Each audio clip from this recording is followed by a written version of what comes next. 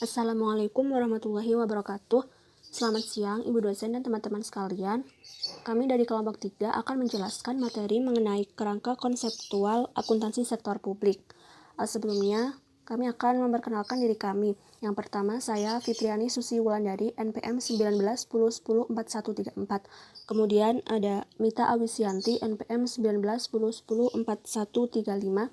Dan yang ketiga ada Fani Himatul Amalia, NPM 1910104136. Yang pertama yaitu definisi kerangka konseptual akuntansi sektor publik. Kerangka konseptual akuntansi sektor publik merumuskan konsep yang mendasari penyusunan dan pelaksanaan siklus akuntansi sektor publik. Kerangka konseptual ini merupakan acuan dalam pengembangan standar akuntansi dan solusi atas berbagai hal yang belum diatur dalam standar tersebut. Jika terjadi pertentangan antara kerangka konseptual dan standar akuntansi, ketentuan standar akuntansi itu diuji menurut unsur kerangka konseptual yang terkait. Menurut Peraturan Pemerintah Nomor 71 Tahun 2010 menyatakan bahwa kerangka konseptual ini merumuskan konsep yang mendasar penyusunan dan pengembangan standar akuntansi pemerintahan yang selanjutnya dapat disebut standar. Lalu, apa sih tujuan dan peranan kerangka konseptual akuntansi sektor publik itu? Menurut Peraturan Pemerintah Nomor 71 Tahun 2010, tujuan kerangka konseptual akuntansi pemerintah adalah A. Penyusun standar akuntansi pemerintahan dalam melaksanakan tugasnya. B. Penyusun laporan keuangan dalam menanggulangi masalah akuntansi yang belum diatur dalam standar. C. Pemeriksa dalam memberikan pendapat mengenai apakah laporan keuangan disusun sesuai dengan standar akuntansi pemerintahan. Dan D. Para pengguna laporan keuangan dalam menafsirkan informasi yang disajikan pada laporan keuangan yang disusun sesuai dengan standar akuntansi pemerintahan. Kerangka konseptual ini bukan merupakan standar akuntansi keuangan sektor publik. Revisi kerangka dasar bisa dilakukan dari waktu ke waktu, selaras dengan pengalaman Komite Penyusunan Standar Akuntansi Keuangan Sektor Publik dalam penggunaan kerangka dasar tersebut. Kemudian lingkup kerangka konseptual akuntansi sektor publik. Di sini terdapat 5 organisasi sektor publik. Yang pertama, pemerintah pusat. Perencanaan publik, Musyawarah Perencanaan Pembangunan atau Musrenbang Jangka Panjang Nasional, Musrenbang Jangka Menengah Nasional, Musrenbang Penyusunan Rencana Kerja Pemerintah. Penganggaran publik, penyusunan anggaran, pembahasan anggaran, penetapan anggaran. Realisasi anggaran publik, pelaksanaan anggaran, pengadaan barang dan jasa publik, proses pengadaan barang dan jasa, pelaporan keuangan sektor publik, proses pelaporan keuangan, audit sektor publik, mekanisme audit, pertanggungjawaban publik, penyampaian LPJ dan pertanggungjawabannya. Yang kedua, pemerintah daerah. Perencanaan publik, Musyawarah Perencanaan Pembangunan atau Musrenbang Jangka Panjang Daerah, Musrenbang Jangka Menengah Daerah, Musrenbang Penyusunan Rencana Kerja Pemerintah, Musrenbang Provinsi, Musrenbang Kabupaten, Musrenbang Kecamatan, dan Musrenbang Desa. Penganggaran publik, penyusunan anggaran, pembahasan anggaran, dan penetapan anggaran. Realisasi anggaran publik, pelaksanaan anggaran, pengadaan barang dan jasa publik, proses pengadaan barang dan jasa. Pelaporan keuangan sektor publik, proses pelaporan keuangan, audit sektor publik, mekanisme audit, pertanggungjawaban publik, penyampaian LPJ, dan pertanggungjawabannya. Yang ketiga, yaitu partai politik. Perencanaan publik, musyawarah kerja tingkat pusat, musyawarah kerja wilayah atau Muskerwil, musyawarah kerja daerah atau Muskerda, musyawarah kerja cabang, musyawarah kerja ranting. Lalu penganggaran publik, penyusunan anggaran, pembahasan anggaran, penetapan anggaran, realisasi anggaran publik, pelaksanaan anggaran, pengadaan barang dan jasa publik, proses pengadaan barang dan jasa, pelaporan keuangan sektor publik, proses pelaporan keuangan, audit sektor publik, mekanisme audit, pertanggungjawaban publik, penyampaian LPJ dan pertanggungjawabannya. Lalu, lembaga swadaya masyarakat, perencanaan publik, rapat kerja untuk menyusun perencanaan lembaga swadaya masyarakat, penganggaran publik, penyusunan anggaran, pembahasan anggaran, dan penetapan anggaran. Lalu realisasi anggaran publik, pelaksanaan anggaran, pengadaan barang dan jasa publik, proses pengadaan barang dan jasa, pelaporan keuangan sektor publik, proses pelaporan keuangan, audit sektor publik, mekanisme audit, pertanggungjawaban publik, penyampaian LPJ, dan pertanggungjawabannya. Kemudian yang terakhir ada yayasan atau tempat peribadatan. perencanaan publik, rapat kerja untuk menyusun perencanaan yayasan atau organisasi tempat peribadatan.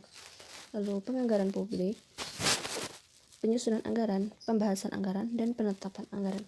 Realisasi anggaran publik, pelaksanaan anggaran. Pengadaan barang dan jasa, proses pengadaan barang dan jasa. Pelaporan keuangan sektor publik, proses pelaporan keuangan. Audit sektor publik, mekanisme audit, dan yang terakhir pertanggungjawaban publik, penyampaian LPJ dan pertanggungjawabannya. Asumsi akuntansi sektor publik. Asumsi akuntansi sektor publik meliputi 1. Kebutuhan masyarakat. Artinya, berdasarkan kodratnya, manusia mempunyai keinginan yang kuat untuk dapat memenuhi segala harapan dalam hidupnya.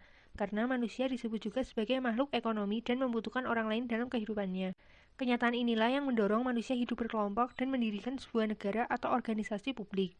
Yang kedua, alokasi sumber daya, yang berarti perencanaan untuk memenuhi kebutuhan masyarakat hanya akan tercapai jika ada sumber daya yang mendukungnya.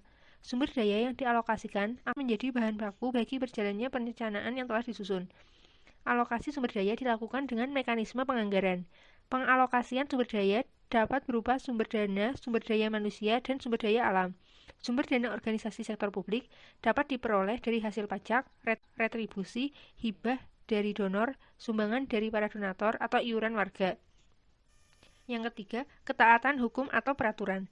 Sumber daya memerlukan sebuah mekanisme pengelolaan agar apa yang ada di dalam perencanaan dan penganggaran dapat berjalan. Mekanisme pengelolaan yang dimaksud adalah perangkat aturan yang menjadi pedoman dan mengarahkan pengalokasian sumber daya pada tujuan serta sasarannya.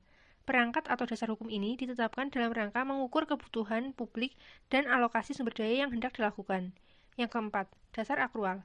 Untuk mencapai tujuannya, basis pelaporan keuangan sektor publik adalah dasar akrual, di mana pengaruh transaksi dan peristiwa lain diakui pada saat kejadian, dan bukan pada saat kas atau setara kas diterima atau dibayar, dan dicatat dalam catatan akuntansi serta dilaporkan dalam laporan keuangan pada periode yang bersangkutan. Dasar akrual telah menjadi aturan yang harus dilaksanakan. Hal ini dilakukan dengan mengaplikasikan dalam proses organisasi publik, sehingga tujuan organisasi dapat tercapai. Yang kelima, kelangsungan usaha atau organisasi. Di kelangsungan hidupnya, organisasi menetapkan dasar-dasar hukum atau aturan organisasi sebagai pedoman dalam menjalankan organisasi tersebut. Organisasi juga harus memenuhi tuntutan-tuntutan di dalam dasar hukum agar proses berjalan seperti yang dikehendaki. Dengan dilaksanakannya dasar hukum, organisasi mempertahankan kelangsungan hidupnya sesuai visi dan misi organisasi publik. Yang keenam, akuntabilitas kinerja. Akuntabilitas kinerja merupakan salah satu kunci bagi terwujudnya good governance dalam pengelolaan organisasi publik. Jadi tidak salah jika siklus akuntansi sektor publik diakhiri di proses pertanggungjawaban. Proses inilah yang menentukan penilaian keberhasilan sebuah organisasi publik dalam mencapai tujuannya. Implementasi akuntansi sektor publik. Karakteristik kualitatif adalah ciri-ciri khusus dari sebuah mutu. Jika diimplementasikan pada akuntansi sektor publik, karakteristik kualitatif akuntansi sektor publik adalah ciri khas informasi akuntansi dalam organisasi sektor publik yang berkontribusi pada penentuan kualitas produk setiap unsur akuntansi sektor publik. 1. Kualitas perencanaan publik. Pada tahap perencanaan, biasanya akan tercipta dokumen perencanaan yang sangat penting dan menentukan dalam menghasilkan outcome. Jadi, melalui sistem kualitas perencanaan, diharapkan dapat dihasilkan outcome yang berkualitas. Yang dimaksud dengan kualitas perencanaan, yaitu sebuah prosedur yang mendefinisikan kualitas terkait dengan tugas ketika proyek mulai digarap untuk memenuhi kualitas yang diisyaratkan. Kedua, kualitas penganggaran publik. Salah satu permasalahan utama dalam penyusunan kualitas anggaran adalah pemikiran manajemen yang tidak mempunyai nilai tambah bagi kualitas organisasi. Manajemen tidak mempertimbangkan permasalahan organisasi yang ada jika tidak ada kualitas anggaran. Penyelenggaraan kegiatan organisasi yang menjadi kewenangan organisasi didanai dari dan atas beban anggaran pendapatan dan belanja organisasi. Ketiga, kualitas realisasi anggaran publik. Tujuan proses realisasi anggaran adalah mengembangkan produk dan layanan yang harus diberikan kepada publik.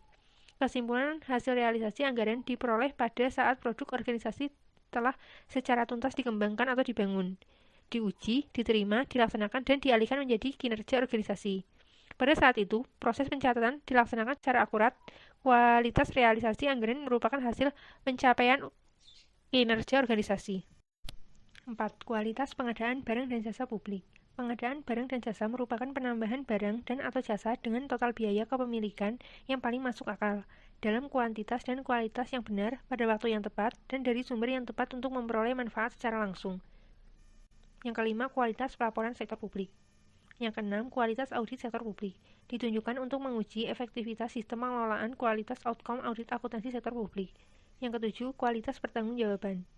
Laporan pertanggungjawaban tahunan mencerminkan misi utama organisasi, inisiatif utama untuk membawa misi dan kinerja pelaksanaan yang menjadi tanggung jawabnya. Pengakuan dan pengukuran transaksi publik. Pengakuan adalah proses penetapan jumlah uang untuk mengakui dan memasukkan setiap unsur laporan keuangan sektor publik ke dalam laporan posisi keuangan dan laporan kinerja keuangan. Proses ini menyangkut pemilihan dasar pengakuan tertentu. Berbagai dasar pengakuan tersebut adalah 1. Biaya historis. Aktiva dicatat sebesar pengeluaran kas yang dibayar atau sebesar nilai wajar imbalan yang diberikan untuk memperoleh aktiva tersebut pada saat perolehan. Kewajiban dicatat sebesar uang yang diterima sebagai penukar kewajiban itu atau dalam keadaan tertentu sebesar kas atau setara kas yang diperkirakan akan dibayarkan untuk memenuhi kewajiban dalam pelaksanaan usaha yang normal. 2. Biaya saat ini. Aktiva dinilai dalam jumlah kas atau setara kas yang harus dibayar apabila aktiva yang sama diperoleh sekarang. Kewajiban dinyatakan dalam jumlah kas atau setara kas yang tidak didiskontokan yang mungkin akan diperlukan untuk menyelesaikan kewajiban sekarang. 3. Nilai realisasi atau penyelesaian. Aktiva dinyatakan dalam jumlah kas atau setara kas yang dapat diperoleh sekarang dengan menjual aktiva tersebut dalam pelepasan normal. Kewajiban dinyatakan sebesar nilai penyelesaian, yaitu jumlah kas atau setara kas yang tidak didiskontokan yang dibayarkan untuk memenuhi kewajiban pelaksanaan usaha normal. 4. Nilai sekarang. Aktiva dinyatakan sebesar arus kas masih bersih di masa depan yang didiskontokan ke nilai sekarang dari diharapkan dapat memberikan hasil dalam pelaksanaan usaha normal. Kewajiban dinyatakan sebesar arus kas keluar bersih di masa depan yang didiskontokan ke nilai sekarang, di mana jumlah tersebut ditunjukkan untuk menyelesaikan kewajiban dalam pelaksanaan usaha normal. Faktor yang mempengaruhi dalam pengakuan dan pengukuran transaksi publik. 1. Probabilitas manfaat ekonomi masa depan. Dalam kriteria pengakuan pendapatan, konsep probabilitas digunakan dalam pengertian derajat ketidakpastian. Masa depan yang berkaitan dengan pos tersebut akan mengalir dari atau ke dalam organisasi. Konsep tersebut dimaksudkan untuk menghadapi ketidakpastian lingkungan operasi organisasi. 2. Kendala pengukuran. Kriteria pos kedua adalah ada tidaknya biaya atau nilai yang dapat diukur dengan tingkat kendala tertentu atau variabel. Contohnya, hasil yang diharapkan dalam tuntutan hukum dapat memenuhi definisi baik aktiva, pendapatan maupun kriteria probabilitas agar dapat diakui, namun jika tidak mengakui, diukur dengan tingkat kendala tertentu, tuntutan tersebut tidak dapat diakui sebagai aktiva atau pendapatan. Eksistensi tuntutan harus diungkapkan dalam catatan materai, penjelasan, atau skedul tambahan. 3. Aktiva. Aktiva akan diakui dalam posisi keuangan jika manfaat ekonomisnya di masa depan atau jasa potensialnya kemungkinan besar akan diperoleh organisasi dan aktiva tersebut mempunyai nilai yang dapat diukur dengan andal. 4. Kewajiban. Kewajiban diakui dalam laporan posisi keuangan jika pengeluaran sumber daya yang memberikan manfaat ekonomi kemungkinan besar akan dilakukan untuk menyelesaikan kewajiban atau obligation sekarang, dan jumlah yang harus diselesaikan dapat diukur dengan andal. 5. Ekuitas. Ekuitas dapat disubklasifikasikan dalam laporan posisi keuangan di mana relevansi pengklasifikasiannya terjadi apabila pos tersebut mengidentifikasikan pembatasan hukum atau pembatasan lainnya atas kemampuan organisasi. 6. Pendapatan. Pendapatan diakui dalam laporan kinerja keuangan jika kenaikan manfaat ekonomi di masa yang akan datang yang berkaitan dengan peningkatan aktiva atau penurunan kewajiban telah terjadi dan dapat diukur dengan andal. 7. Biaya. Biaya diakui dalam laporan kinerja keuangan berdasarkan hubungan langsung antara biaya yang timbul dan pos pendapatan tertentu yang diperoleh. Sekian presentasi dari kelompok kami, kurang lebihnya kami mohon maaf. Wassalamualaikum warahmatullahi wabarakatuh.